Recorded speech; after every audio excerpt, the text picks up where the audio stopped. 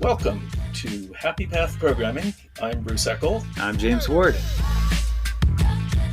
Welcome, everyone. Thanks for joining us for Happy Path Programming. I think this is probably our last one of 2023. So that's... I think so. Yeah, unless you line something up for next Friday. It's possible. Yeah, possible. No. Maybe you saved the best for last.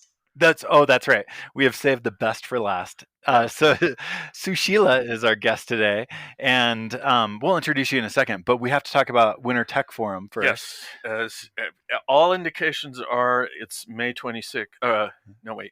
February 26th through March 1st. The contract hasn't been inked for the space yet, but the guy said, "Okay, I'm going to put it on the calendar." So, and this is our in-person get-together in Crested Butte, where Bruce and I live. Yep. Come and ski and hang out with nerds, and it's always an awesome time. It always seems like we're having a lot of fun, and yet somehow amidst that, the tech conversations just fly. Yeah. And people come away going, not only am I relaxed, but I learned way more than I would in a normal conference or a seminar or whatever. So we're all amazed by how much we learned by doing this. So if you go to the website, wintertechforum.com, the dates aren't there yet because I'm just, waiting for the final ink to dry. Yeah. But that sure looks like that's when it's going to be. So try and keep that open on your calendar. Nice. Great. Yeah. And I'm starting to think about what hackathon project I'll be working on. Maybe I got to get the Easy Racer stuff done. So maybe I'll try to get that wrapped up. I got the impression that would never be done. Maybe it will never be done. So maybe I'll just have to make some progress on it. Yeah. And that's the structured concurrency compared against across a bunch of different languages and frameworks and stuff. So, cool. Which we did a hackathon on last year at the Winter Tech Forum. So, okay, on to our regularly scheduled guest. So, Sushila, thanks for joining us. I wanted to have you on because you are the best manager I've ever had. And I don't think any of my other managers or current manager listens to the podcast, so hopefully I'm not offending anyone. But I really enjoyed working for you. This was now like 10 years ago at TypeSafe, now known as Lightbend. And welcome. Maybe just give us a little bit of introduction about you and what you're up to now. And then we'll get into Sure. I'm so happy to be here. And it's always such a pleasure to engage with you guys. And, we work in the same technology field, but in such different capacities. And I love just hearing about what's going on in your world, sharing what's going on in my world, and finding all those nuggets of sameness, despite that we're really, you're in the nerdy world and I'm in the business annoying world. And yet we have such a great relationship. Our working relationship was fantastic. Our friendship is so meaningful. So I'm just really happy to be here. Oh. And just so the audience knows, I've had decades and decades and another decade almost in technology. Primarily solely on the business side, primarily running operations and post-sales customer success groups, services, support, customer success, account management. I have also broadened my operations experience to cover things like HR, finance, legal. So I bring what I think is a pretty comprehensive view around the business and people. And my whole philosophy is do whatever it takes to make people successful, and that will make a company successful. I'm glad you went there because that was actually going to be my first question is like, you've managed nerds for a long time and including me for about a year and a half, which was amazing. But I was curious if you had like a philosophy of management that you've brought to how you manage people and maybe specifically nerds. And you just mentioned it, which was making the people that work for you successful. Was that the right? Yeah, that's really the crux of it. I think one of the ways that I really do that is I try to learn what our conceptual challenges that the people who work for me might experience.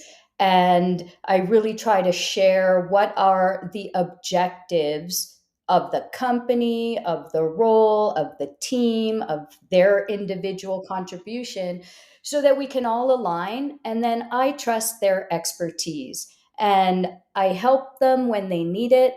But I really believe that people can bring unique value. And as a leader, as a manager, it's our job to just foster that in a way that aligns with the overall company success or team success. Yeah.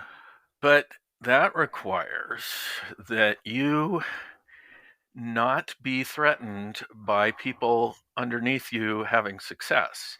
Correct. And that is like a whole path for a lot of people in management to go through to get to that point. That's like life work that they may never achieve in a lifetime to get that level of confidence. It's funny. I think it's in large part because I don't care if I'm right. I care if we do the right thing. I'm very outcome focused versus Sushila focused. And I don't know, maybe that's from being the youngest person. Maybe that's because I feel like if I'm focused on, when I said youngest person, I meant on a leadership team or in my family. I was the baby in my family. So whenever everyone else around me is doing well, like I'm just propped up and I feel really good about it. I think it's been interesting being a woman in technology because you naturally feel threatened because, leadership roles aren't as common. And so you have to fight a lot for them. And very early on, I started realizing like, I'm probably not going to win by competing head to head with a bunch of people. So if I just make a bunch of people successful, that's just going to naturally lead me to more and greater opportunities. And that's how I've managed my career. And now I'm the global VP of a public company that does $600+ million in revenue. And I run a team of over 100 people. And, and I feel like, okay, that was the right approach to take. I also felt like it was very rewarding to go down that path. So if I made a sacrifice here and there, where I could have maybe taken a next role by being more cutthroat and, recognizing threats around me, well, who wants to operate like that? I don't. I like to have fun at work. I like to be happy at work.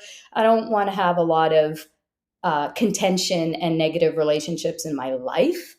And work is a big part of my life. So I just kind of trust that it's all going to work out. But it sounds like you kind of grew up in a particular way. I mean, it sounds like you naturally went down that path. That's who you are now. Sure. Can we train existing people to be like that?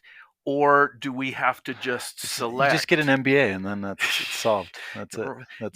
Right. Exactly. Because to me, it sounds like, you have to select people who are already that way. I don't think, unless you put them through massive amounts of therapy, that will take years to get to the point where they go, oh yeah, I'm not threatened by the success of people underneath me. And I know what it feels like to help people be successful, and that supports me rather than threatens me. I mean, that's such a fundamental description of who a person is. Sure. I think you have to. How do you create that? I don't know that. I mean, because Here's something that I think is important to help people evolve that way. And let's not pretend I'm not hugely competitive. I am, and I want to win. And those are natural qualities I have. Versus, you don't want to win versus the people who are working for you. That's the thing. Exactly. And, when I first had my Silicon Valley experience decades ago, I was the right hand to the COO of a company. We were doing so freaking well. We went public. We were the darlings of Silicon Valley. And then things, bubbles started bursting around us. And you see leaders in action when times are good and when times are tough. And all you have to do is observe and see what are they doing that's working and not working. And I would see a lot of people getting really micromanagey, which means like not trusting the folks below you, really dictating, like, you must do this, you must do that, you must achieve this, you must achieve that.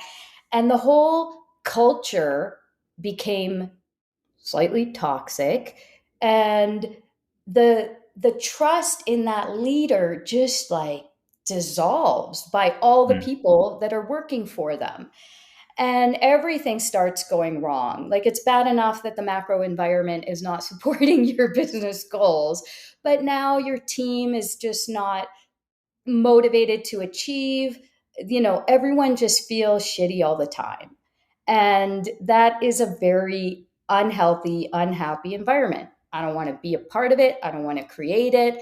And so I started realizing, wow, as a manager, as a leader, an executive, whatever, you have so much influence around all of these things. And if you just try to keep people engaged, motivated, focused, enthusiastic, and successful, it's so much easier to get things done. It's so much more likely that you're going to get things done. And I just learned that by observing. So, sure, I have some natural qualities for it, but I also thought very specifically, what kind of leader do I want to be? And what kind of leader don't I want to be? And I've seen people mature as leaders and get to a point where they realize, as your scope widens, especially, and your influence becomes more necessary, there's no way you can know it all. There's no way you can do it all. So you have to build an environment where you trust people and they like working for you and they're motivated by your philosophy and they feel engaged and responsible for their own success and your success. I'm going to push back a little Sure. on what you said. You go, oh, all I do is observe what other people do and works right. Now, I went through a period where I was going, okay, I'm going to solve this business management, whatever problem. And one of the things that I saw was there were all these leaders that would talk about why they were successful. And then you'd listen to the next one and they'd say why they were successful. And then you go, wait a minute, that's diametrically opposed to what the previous person said. And you begin to realize how much delusion there is there. And that a lot of it, nobody wants to say, well, I was lucky. And a lot of things just came together. They want to say, oh, I have the formula for you. And you do this and this and this thing. And then when you actually look at the big picture, you're going, well, it's that none of those formulas seem to work.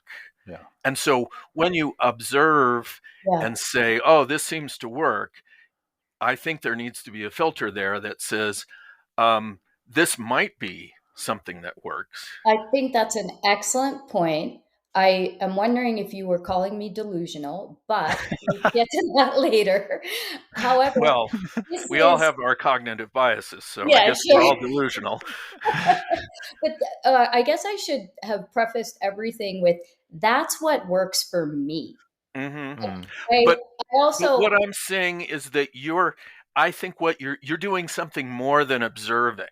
You're like saying, you're observing and you're going, oh, and the people who are working in this company are like motivated and happy. And so those things that I'm seeing may be contributing to that. Yeah, and that's what you're looking for without even maybe noticing it. It's a good point. And observing is one thing, incorporating is another, right? And so you have to figure out, like, okay, if that's working for that person and that's what I see, how what do I do with that? How do I embrace it, demonstrate it? Can I still be authentic and true to myself using what I see working for someone else? So it isn't as easy as just And observing. what you just said, authentic and true to myself. Now, I would argue that most managers are not necessarily incorporating that idea. Right. But it's just part of your background. It's part of the water that you swim in. Yeah. Yeah. So you don't even think about that. You just go, well, of course, it's got to be authentic and true to myself.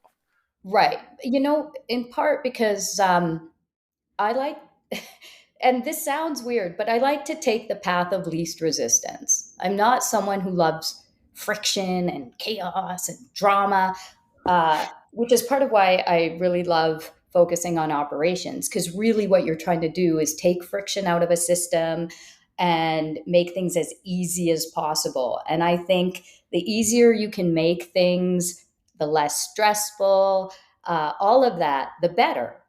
So, how that translates to how I specifically manage people is like I give very clear objectives, I set expectations, I hold people to timelines so that we can all just be productive around a system.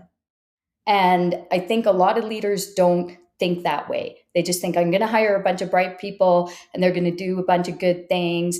And then I'm going to tell them, like, make sure you hit a deadline, and that's it. And then they're upset that things went wrong or someone didn't perform, or someone thought they were doing great, and meanwhile nothing that you expected actually happened. So you have to be very clear about expectations, and people love that. But where was I going with all of this? I wanted to actually hop back for a second, which is, I think what Bruce was pointing out was that as you've figured out your management philosophy, there was some combination of who Sushila is as a wonderful human, combined with your curiosity and desire to learn and understand how something can work with less friction. Right. And those two things combined is what I think has made you such an amazing manager. I think where initially what Bruce was pointing out is that we can't ignore the fact that Sushila is an amazing human, and that's kind of this like foundation of you being able to learn the like management aspect that worked well.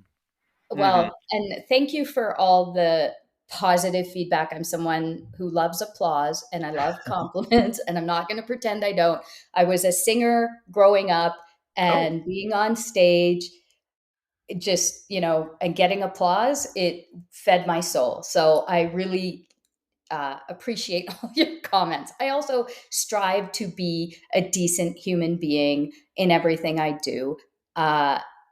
And going back to your point, Bruce, or your question about authenticity, and my response around path of least resistance and taking friction out of a system.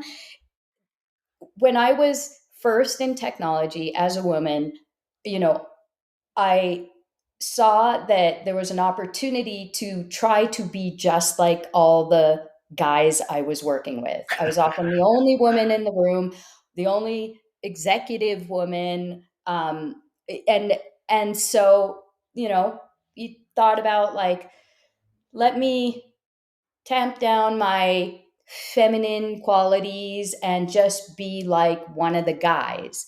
And I have a lot of amazing male friends and male relationships in my life, But we and don't so need more male energy.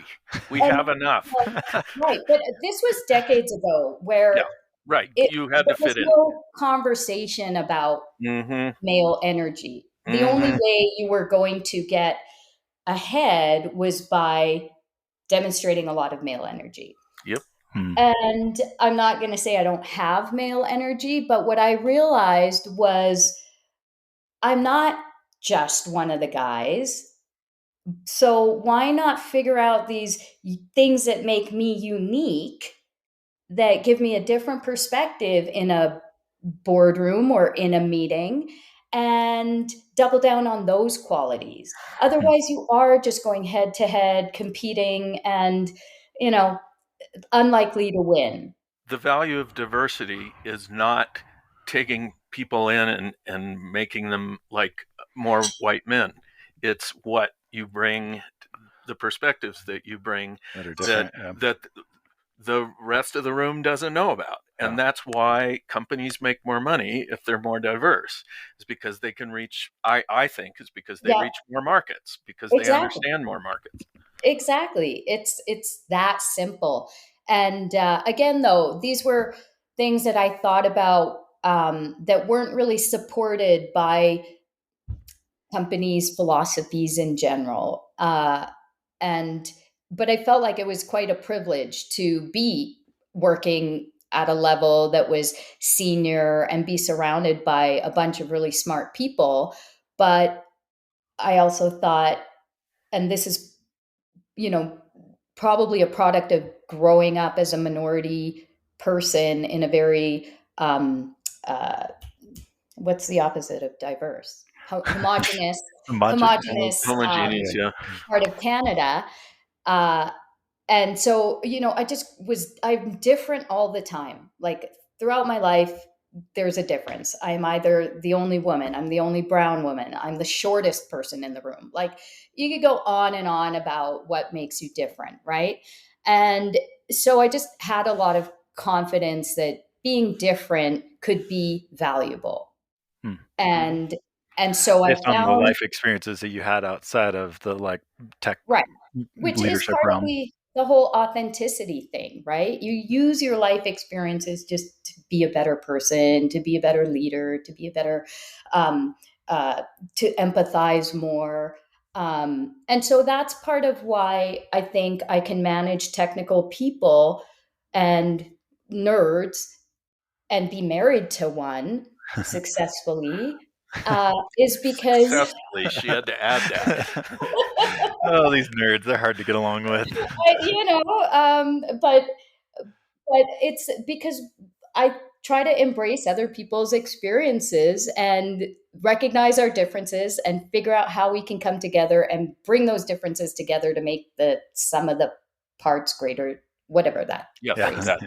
Yeah.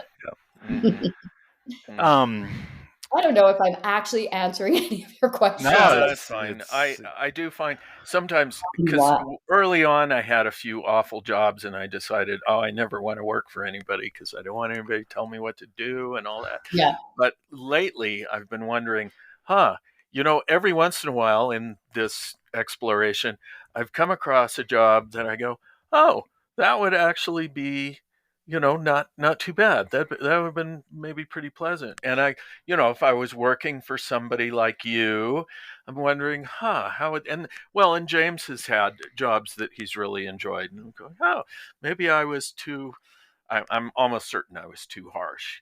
But I still think the number of jobs that would have worked for me is just such a small fraction. Right. And it's good to recognize that, right? I hate being told what to do. I hate it. I absolutely hate it. Is there anybody that likes it? I think some people do actually want to know, I do a lot of mentoring and helping people early in their career. And a lot of people say, tell me what to do to get to the next step. Tell me what to do to get to your level. And I'm like, that you have to change your mindset because no one's going to tell you what to do. You have to find a way to find the opportunities to bring the value and solve the big problems. And no one is going to come to you and tell you, James, solve this problem early in your career. That's funny you bring this up because in mentoring some developer advocates in the past, some of them would ask the questions like, how do I move up the ranks as a developer advocate? And of course, there's always the set expectations and the structure that defines how you move up as in any role, especially in large companies. But the advice I would always give to these people is ignore all of that. And what you need to do is something amazing that is not in that structure. And that's how you move up. Be aware of the structure. But but then go, okay, ultimately it's doing something impressive that Yeah. is what's going to do that for you. Yeah. And then the hard question is, what is that amazing, impressive thing that you can do? Well, just and that's be where creative. that's it. Just be, that's it. It's well, that simple. and when you then see the way I look at it is, well, you go through school, and they go, okay, here's the homework, here's the test. He will tell you exactly what to do to progress, and you get into that mindset, and you go out into work, and you go, well, it's going to be the same, right? And it can be. There's a lot of companies where it's like, yeah, we'll tell you what to do, you do it. We'll tell you everything. Yeah. And but it is, yeah, it's a sad statement on our educational system that it turns people into. I mean, that's what it was intended to do. It was intended, I think, originally the British, empire said, well, we need administrators for all of our empire components, and so that's what we're going to teach for. And we're still, and it's just like, yeah, here's the rules, you got to follow the rules, and then you'll get. And so, and maybe there are job profiles where that does work, like maybe if you're an accountant or something that's more I don't know, there's not a lot of opportunity for creativity, whereas apparently jobs with accounting there is. That's a good point. We were talking about Enron this morning. So you can be, I always thought yeah, it's just putting numbers in columns, but then when you start learning more about accounting, you're going, oh, there's a lot of ways that they interpret things, and it can be very creative. My point with the whole I hate to be told what to do is that because of that, I don't tell people what to do. Because you know what it feels like. Yeah. And if I have to tell you what to do, then you're probably not the right person for my team. And I'm probably not the right manager for you, because I speak I speak about objectives. I don't tell you how to make a sausage. And but I will help remove obstacles and challenges and help you problem solve. But I'm not going to tell you how to do something, because I brought you onto the team, or you're on my team, because I think you are fully capable of figuring stuff out, bringing your own unique approach to something. And I love being empowered to just solve a problem. So I am going to empower you to solve a problem, unless you tell me you need instructions, in which case I'll say, okay, go talk to this person and go be on their team. Because if that's what you need to do your best work, great.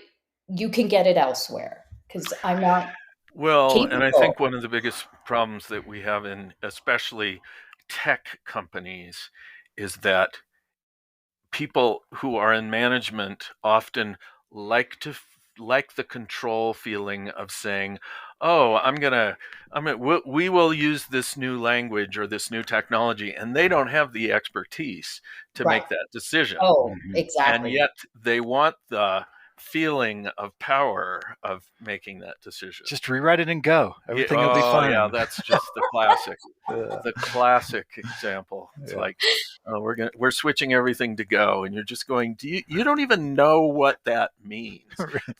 Programming language aside, saying that you're going to take all of your software and rewrite it in another language, you have no clue the impact. So I want to take a small tangent real quick, just to point out that I think oftentimes when people share their management philosophy and this stuff, people that have worked for them can probably listen to that and be like, this person is just lying about everything.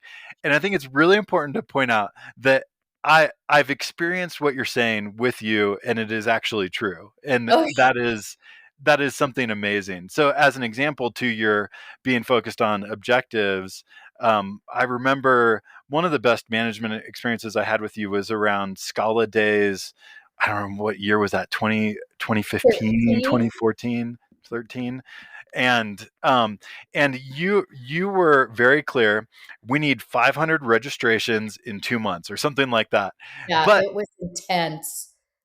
It was super intense. We were, for various reasons, we had a lot of pressure on this event.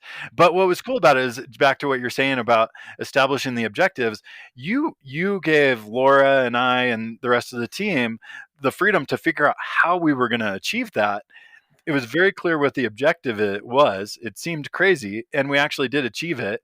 But I think we wouldn't have achieved it if you had instead said, you need to do this and this and like if you'd micromanaged the whole thing, we would have never gotten there. But yeah, we felt ownership over that objective and felt empowered to do what we needed to do to make that happen. Autonomy, mastery, and purpose. Yeah.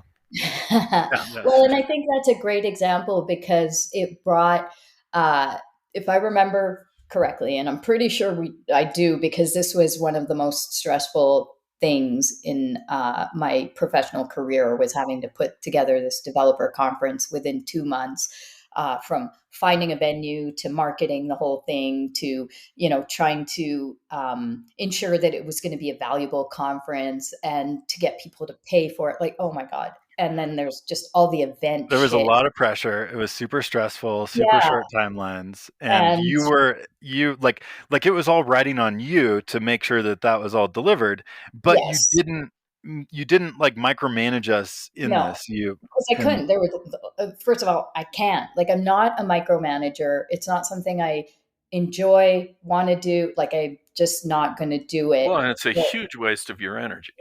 And so, to that point, I think one of the things that worked really well there is I got people with different skills and value to bring to this hard problem that we had to solve with a very specific outcome, and then allowed you guys, trusted you to figure it out, because you all would do something incredibly different and important to help achieve this goal. And so, James, you were reaching out to the community, getting the right speakers, and making it the content really meaningful for attendees. Laura was doing the newsletters and having bringing the creative around the sponsorship program, and Jen was doing the operational tracking and registration database and all of that. And so there was no real overlap, but it meant bringing the right team together who could just execute on all the different things. And you all had my trust that you were going to do it. And oh my God, there was so much going wrong with every step of the way. So, I had to be very involved, but not in your specific work streams. Like, you guys were just doing it and making things happen. And the things that went wrong, I tried to fix. And it was such a good example of a diverse team just firing on all cylinders. And it was such a successful conference. It was amazing. So here's a thing that comes to mind where it seems like a touch from management might be useful when your team is making things too complicated, too hard. Yeah. They're not, it's like what you want to do is get something working and then evolve it. And when people are still in the mindset of, okay, the first thing out of the gate's going to have all the features in it. It's going to do everything. And we're worried about all these little details that we can't even tell if they're going to be details until we get something working. Yeah. How would you go, hey, let's take a step back and just look at our overall objective, which is to get this basic thing working and then see if it works, see where the problems are, and then add features to it. What would you do? And this is where I think a lot of startup technology teams and the business side go very wrong, is they focus on that question instead of which question? How do we make this technology do X, Y, Z more efficiently? Or they make it a technology problem. And if you are actually trying to create a commercial business that provides technology, you have to start with who is going to use this to do what, and why would they pay for it? And if you have technology that, how do we add features to it? How do we make this work? Da, da, da, da, da. You have to go back to these questions. Who are we building this for, to do what and why, and are they going to pay for it? Yeah. And you can't really ask the expert engineers to answer those questions. You need to talk to potential users. And most of the time, your potential users, at least the ones who are going to pay enough to cover the investment of these highly skilled people, they want something fast, easy, cheap, solves a problem.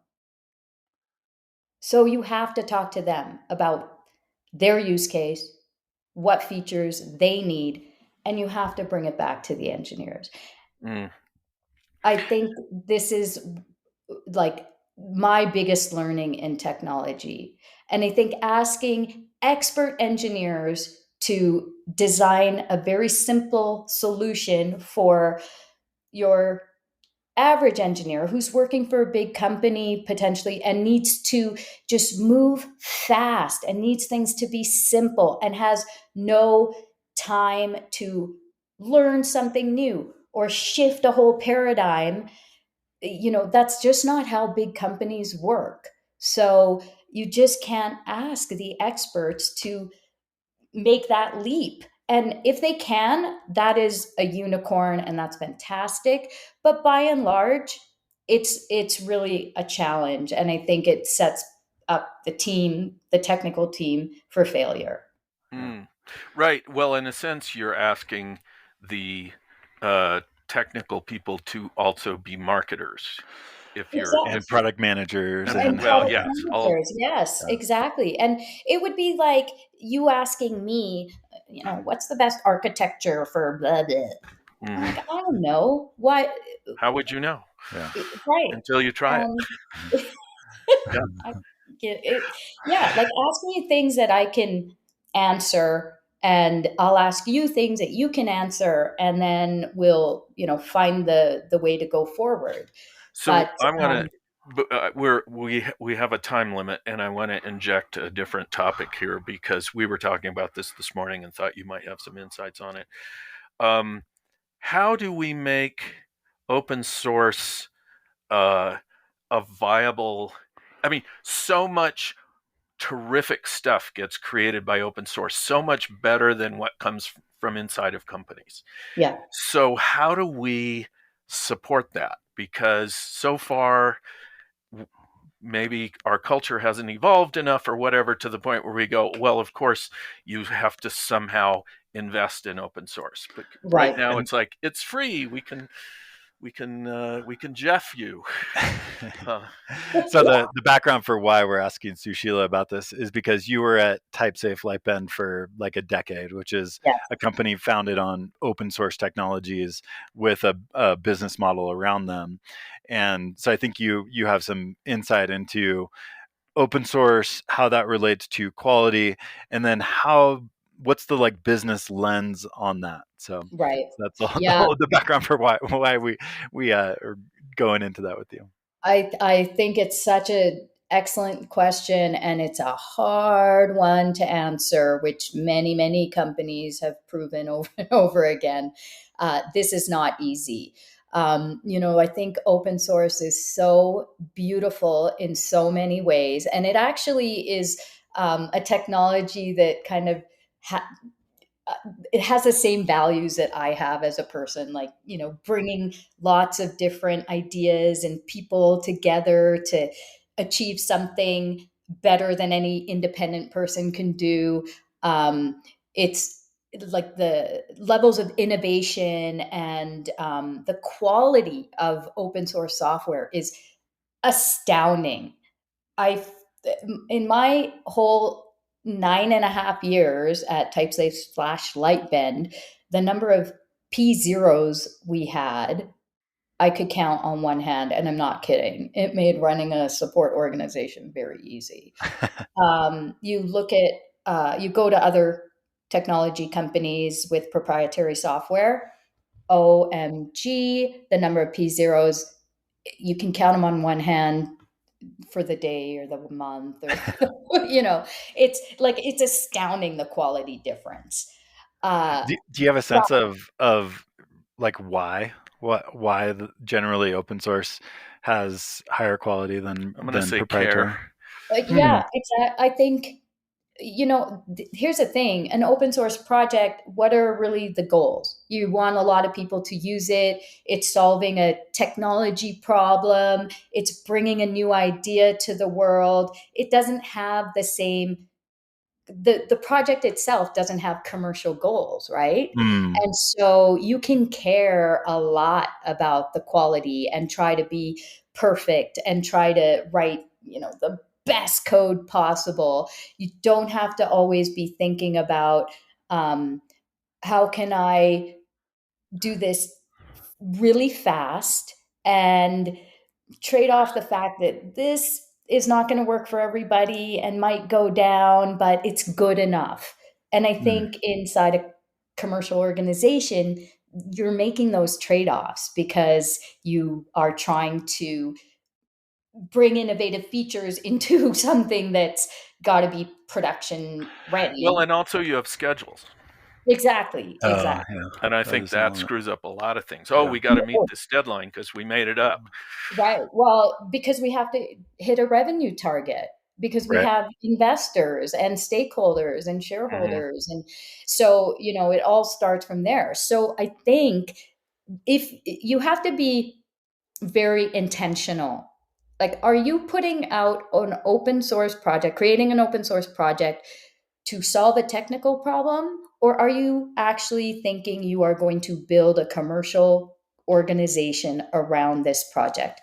Those are two very different things. And my hope is that we can create a third category, which is somebody who wants to make open source for all the good reasons, but would be able to live off of their efforts. And do you have ideas about how to do that? I think you have to it goes back to being intentional about what you're trying to do with your open source. I'm trying to solve this problem, but I also want to make a living for myself, for 50 engineers, whatever. Like, think about the goal and the outcome you are trying to drive.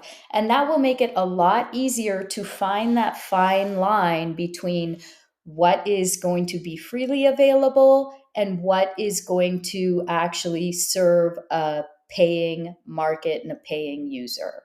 And if you're intentional about that from the get-go, I think you have much higher chances of success than companies who find an open source project that looks really valuable, that has a ton of contributors and a lot of GitHub stars and a lot of users and everyone loves it.